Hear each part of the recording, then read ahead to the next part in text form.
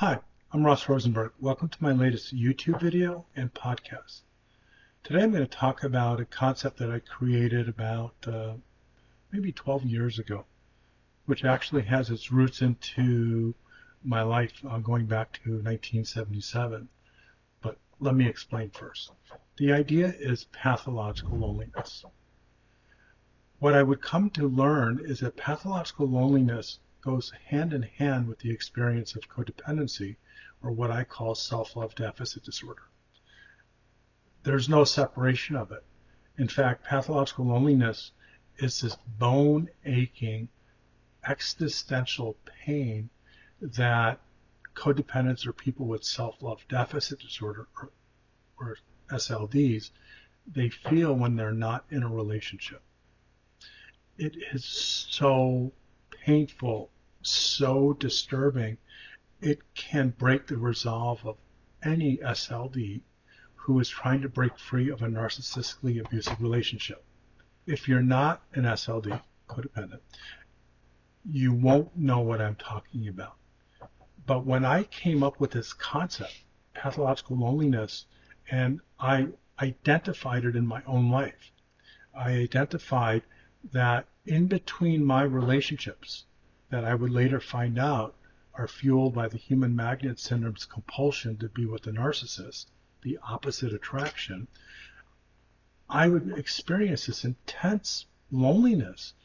And it was visceral. I could feel it in my abdomen, sometimes in my neck, sometimes in my temples. It was this feeling of pain that if I wasn't with someone, something was drastically wrong with my life. It's almost as if I didn't exist. Therefore, and this is the title of this presentation, pathological loneliness is an existential disease. So if we think of the word existential, and I'm not going to talk about existential philosophy, existential psychology, but if we just look at the root of the word, exist, an existential dilemma is a dilemma in which you don't feel grounded in the world in which you live in the life that you are living, that being free to be yourself without feeling awkward, feeling negative, feeling pessimistic, feeling like something is wrong, feeling like you don't fit in your skin. Pathological loneliness tears down the fabric of existential freedom, which really is just being alive and being present in your life and enjoying it. Therefore, pathological loneliness is the opposite of freedom to be yourself without deep contemplation, worry, or dread that something is wrong, something is missing, someone doesn't like you, someone doesn't love you. The feeling of just dis-ease, disease. Pathological loneliness is a symptom, a fundamental symptom of codependency. You cannot separate the two. I have been in the field for 37 years, and I'm a recovering codependent or a recovering SLD for quite a number of years. But when I first rolled out the term pathological loneliness and explained that in my YouTube videos back in 2012, things just kind of like went on fire. Everyone goes, yeah, that's me. Oh my gosh, I understand it. And they finally had a word of the pain that beat them down from their resolve and their promise to stay out of a relationship with narcissists. They finally had a word for the condition that commandeered their mind, that convinced them that if they don't find a relationship, they can't escape the grinding, soul-crushing, bone-aching pain of not feeling whole, not fitting into the world, the family, the relationship, the life in which you were born. It is heartbreaking. Any person that experiences pathological loneliness cannot be happy, can't even be content, because if they're not in a relationship, they're suffering, they're being tormented. But here's the problem. Because of the human magnet syndrome, that is beyond predictable. And I've been doing this for a while. I've written 3 books now. It explains with almost 99% accuracy that someone who is self-love deficient, self-love deficit disorder, codependent, they always fall in love with a narcissist when chemistry is involved.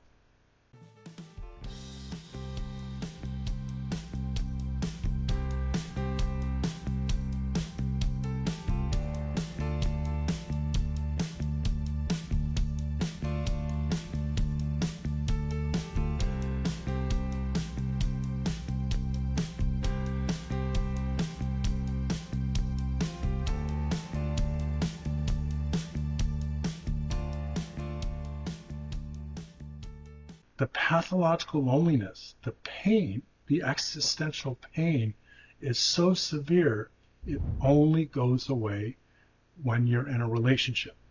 Therefore, SLDD is an addiction. And I've talked about this before. I have training seminars on this whole topic. It is an addiction like any other addiction. And the drug, and I quote that, the drug is the relationship. It is not the narcissist. That makes no sense that someone who is an SLD is addicted to a narcissist. No, they are addicted to a relationship so that they don't have to feel pathological loneliness. Therefore, pathological loneliness is a withdrawal symptom of the addiction that we know that's in part of SLDD. See what I'm doing? I'm building a broader psychological structure around pathological loneliness. It's an existential disease. It's an existential dilemma. It is walking pain and suffering. It's connected, if you're an SLD, to the addiction, which is a compulsion to be in a relationship so you take the pain away. If you're addicted to heroin, you believe that if you take the heroin, the pain will go away.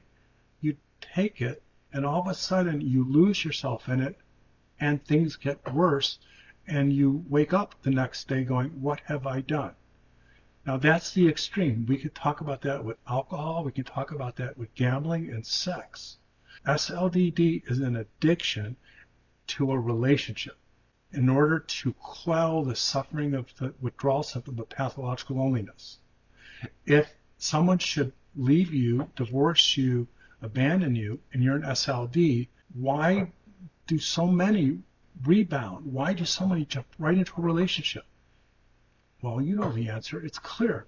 The withdrawal symptom is so severe, the pathological loneliness, that pain drives you into anything that's going to take it away, and that is the drug. It is the primary pleasure-seeking activity that is represented in the same part of the brain that other drugs are represented, in our pleasure center that is run by dopaminergic biochemical neurological activity, dopamine.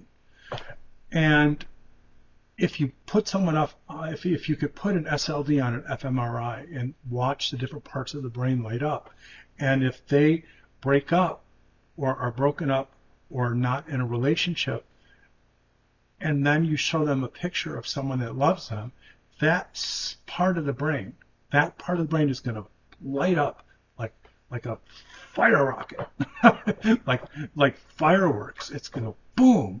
No different than if you showed a cocaine addict some cocaine.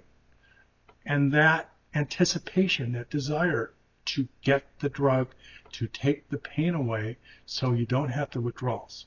So when you talk to an SLD or you know a codependent, or if you are a codependent, and you can identify with this pathological loneliness, and you can then identify with this addiction, something that is deeply filled with pleasure, something that seems so exciting, something that can take all the pain away, but doesn't, and leaves you feeling worse, and leaving you with consequences, and making you say or promise yourself never again.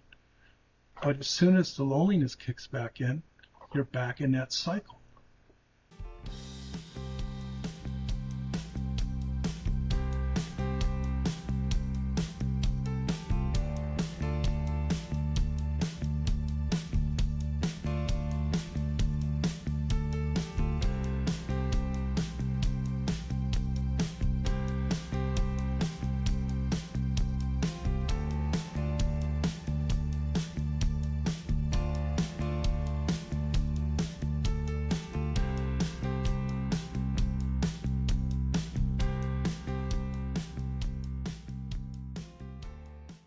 So the question I have to anyone who is watching this video or listening to this podcast, are you self-love deficient?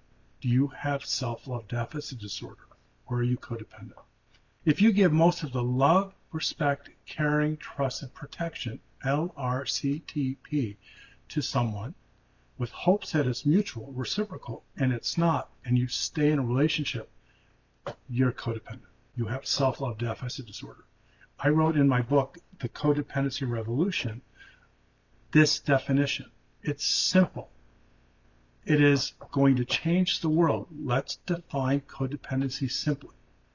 Someone who gives all the LRCTP, love, respect, caring, trust, and protection, with hopes that it is mutual reciprocal. It's not, and they stay in a relationship. So if you are an SLD, I ask you to think about how you feel before your relationship, or if the relationship should end. And if you experience this existential disease, this pathological loneliness, and this deep driving compulsion to find a relationship to take the pain away, and find yourself on a roller coaster of emotions, and because you're an SLD and the human magnet syndrome will match you up to your opposite lover, the caregiver sacrificing person, or the passive dancer is going to find the care-needing, caretaking, leading dancer. And you match up, and your pathological loneliness goes away, but your life is full of disarray, disappointment, deep anguish. Then you have to face it. You have a very serious mental health condition, SLDD. Please consider reading or getting a hold of some of my resources on this problem. The one resource that I recommend, because I just wrote it, is my latest book, The Codependency Revolution, Fixing What Was Always Broken. Embrace the problem, because you cannot solve it if you don't understand it. And the number one symptom that topples any person trying to get over this problem is pathological loneliness. We have a name for it. It's your existential dilemma. You don't fit in your life. You don't feel whole in relationships that are not balanced dysfunctionally. You don't feel right in your own skin. You have bone aching pain. You let that be a message. You need help. You have a severe deficiency of self-love, which means, according to the SLDD pyramid, you've suffered very serious attachment trauma as a child at the hands of a narcissistic and codependent parent. Because of that, you have core shame. This is the pyramid. And because of that, you experience pathological loneliness. And because of that, you have this addiction where you want that pain to go away, and you seek a relationship.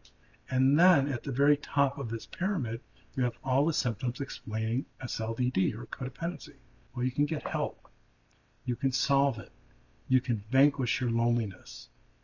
You could vanquish the hamster wheel experience of trying to do something to solve the pain, but later finding out you added layers of hopelessness to the problem.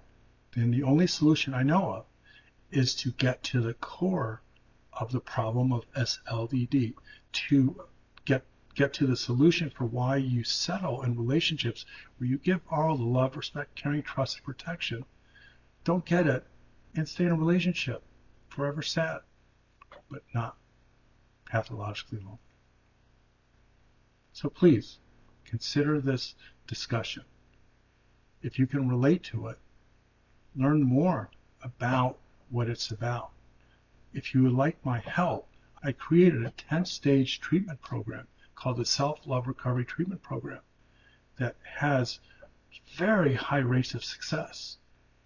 And it succeeds because it's based upon an understanding of what SLDD is, and it cures it, it resolves it at its source.